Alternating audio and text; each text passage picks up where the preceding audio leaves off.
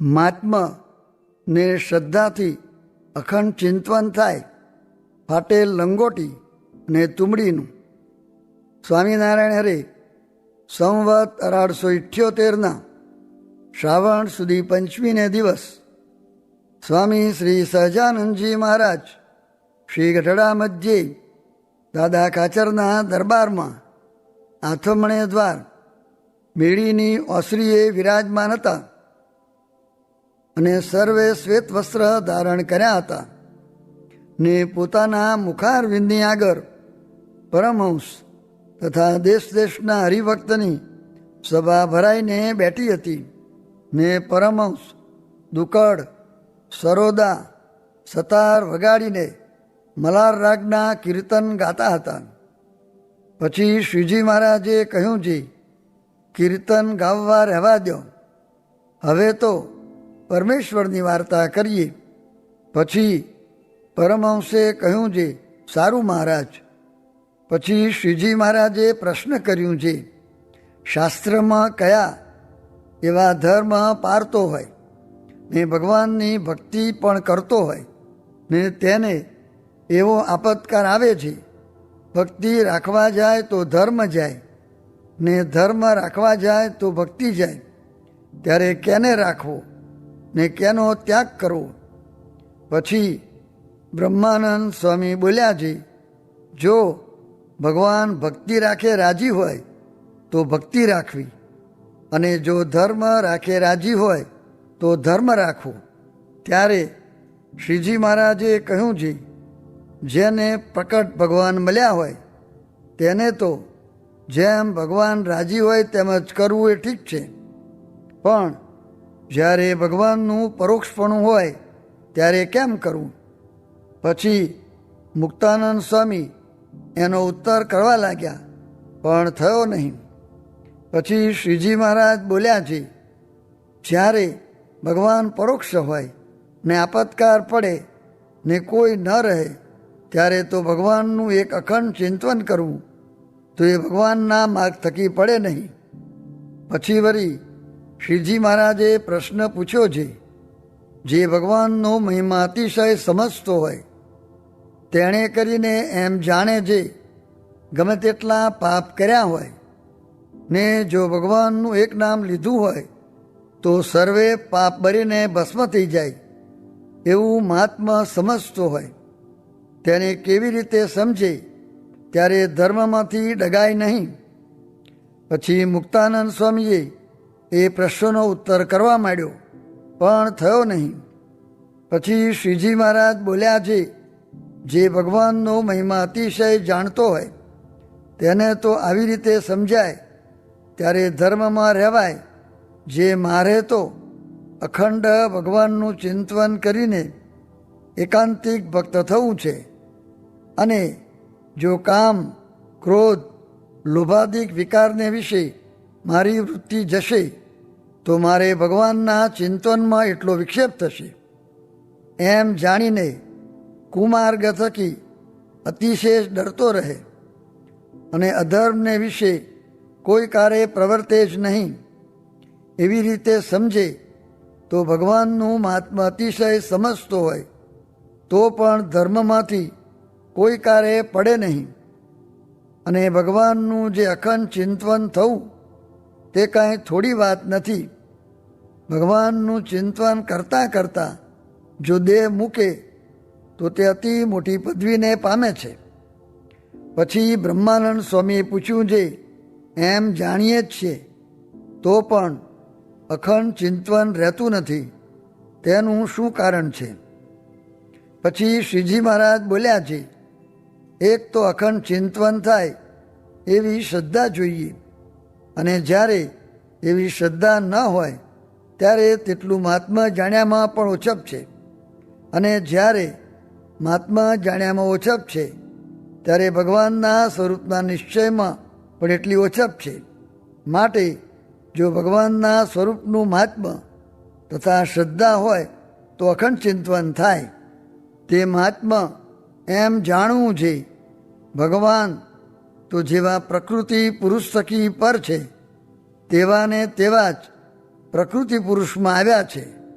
તો પણ પ્રતાપે યુક્ત છે, અને પ્રકૃતિ પુરુષનું કાર્ય જે બ્રહ્માંડ તેને વિશે આવ્યા છે તો પણ ભગવાન તેવા ને તેવા પ્રતાપે યુક્ત છે.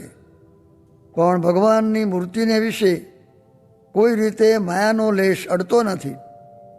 જેમ અન્ય ધાતુ છે ને સોનું પણ છે, તેને ભેરા કરીને પૃથ્વીમાં દાટે તો સોના વિના અન્ય ધાતુ છે તે સર્વે ગણે કાર્ય કરીને ધૂળ ભેરા ધૂળ થઈ જાય, અને સોનું હોય તે તો જેમ પૃથ્વીમાં રહે તેમ વૃદ્ધિને પામે પણ ઘટે નહીં.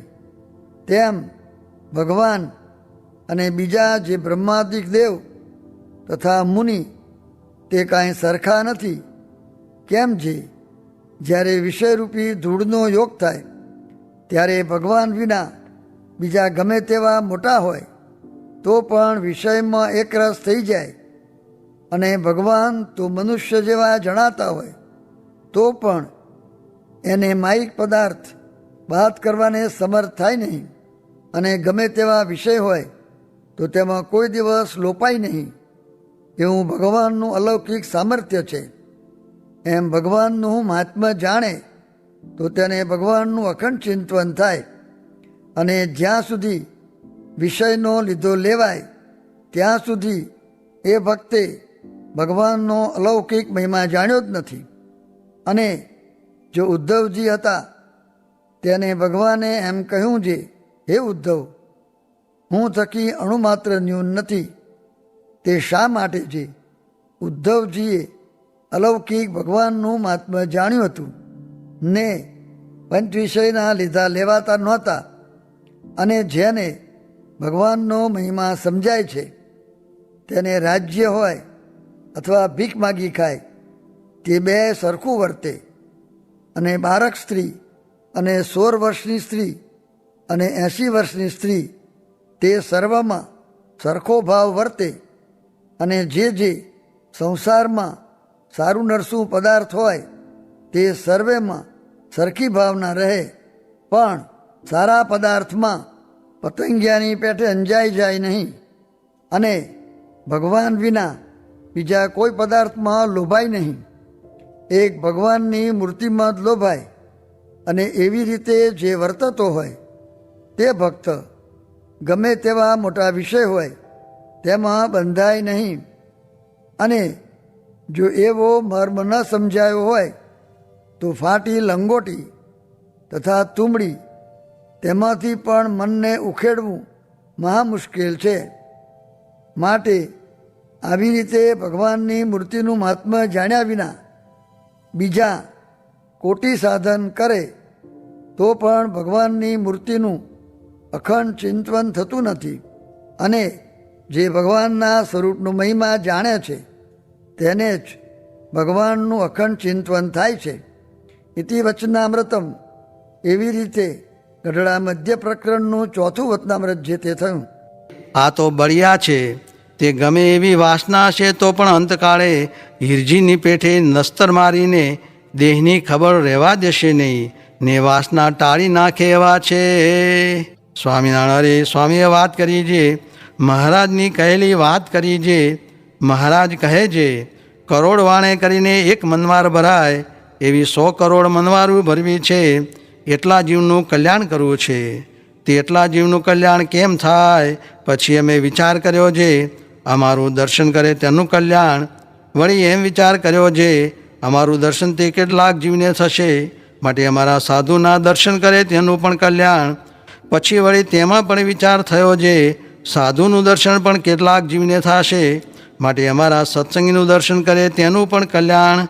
ને સત્સંગીને જમાડે ને એનું જમે, ને સત્સંગીને પાણી પાય અને એનું પાણી પીએ, તે સર્વેનું કલ્યાણ કરવું છે.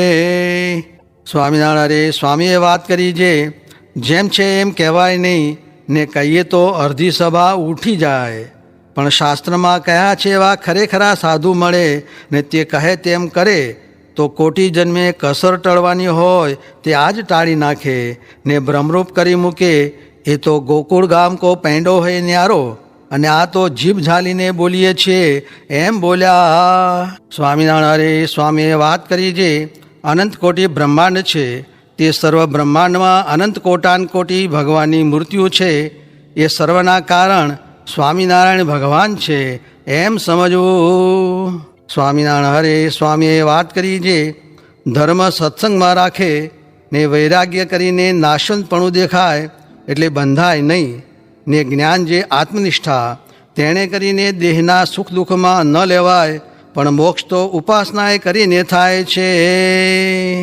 સ્વામિનારાયણ હરે સ્વામીએ વાત કરી જે બકરાથી તે હાથી સુધી મોટા હોય તે પણ વાડામાં રહે, પણ સિંહ વાડામાં રહે નહીં. તેમ મુમુક્ષુ હોય તે માયાના બંધનમાં રહે નહીં.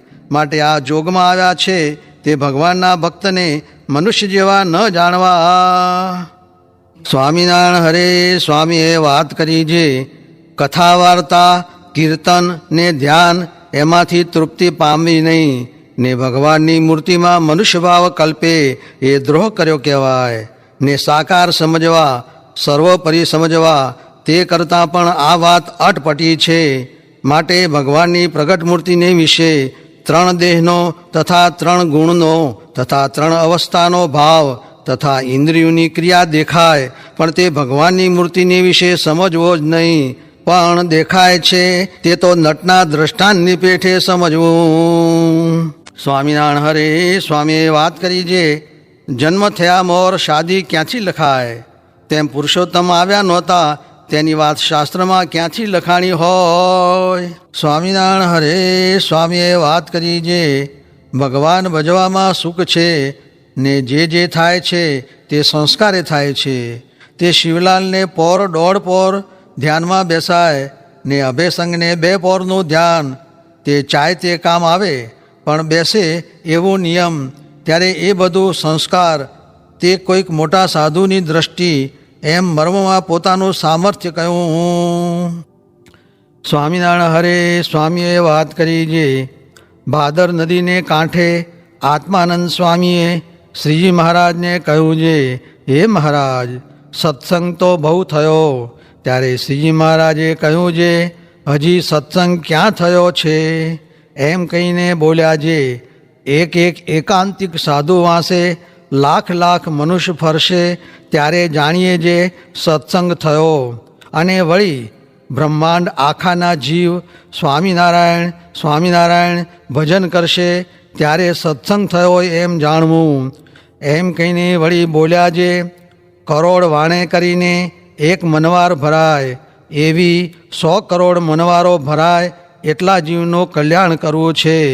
તે સારું અમે અક્ષરધામમાંથી અમારા પાર્ષદે સહિત અહીં પધાર્યા છીએ, ત્યારે તેટલા જીવનું કલ્યાણ શી રીતે થાય.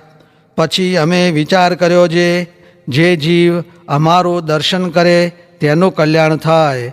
પછી વળી એમ વિચાર કર્યો જે અમારા દર્શન પણ કેટલાક જીવને થશે, માટે અમારા સાધુના દર્શન કરે તેનું તથા તેનો ગુણ લે તેનું પણ કલ્યાણ થાય. પછી વળી વિચાર કર્યો જે અમારા સાધુના પણ દર્શન કેટલાક જીવને થશે, માટે અમારા સત્સંગીના દર્શન કરે તથા સત્સંગીને જમાડે તથા સત્સંગીને પાણી પાય તથા સત્સંગીનું પાણી પીએ તથા સત્સંગીનો ગુણ લે એ સર્વેનું અમારે કલ્યાણ કરવું છે. એવી રીતે 100 કરોડ મનવારો લાવ્યા છીએ તે ભરવી છે, પણ તે કલ્યાણમાં અનંત પ્રકારના ભેદ છે. તે દ્રષ્ટાંતે કરીને કહીએ છીએ. તેમાં પ્રથમ તો તે મનવારોમાં ચિંતામણીઓ ભરશું, પછી પારસમણીઓ, પછી હીરા, પછી મોતી, પછી દાગીના, પછી સોના મોહરું, પછી રાળ, પછી રૂપિયા, પછી કોરિયું ને પછી બીજા પદાર્થ ભરશું. ને તેમ કરતાં છેલ્લી બાકી ખાલી રહેશે તો ગારો ભરશું. એ પ્રકારે પૂરણ કરીને મનવારો ભરવી છે. એ રીતે મુક્તના અનંત પ્રકારના ભેદ છે. માટે જેટલો જીવને ભગવાનનો નિશ્ચય ને સંબંધ થાય છે તેવું જીવનું કલ્યાણ થાય છે. એવી રીતે પોતાના મહિમાની બહુ વાત કરી.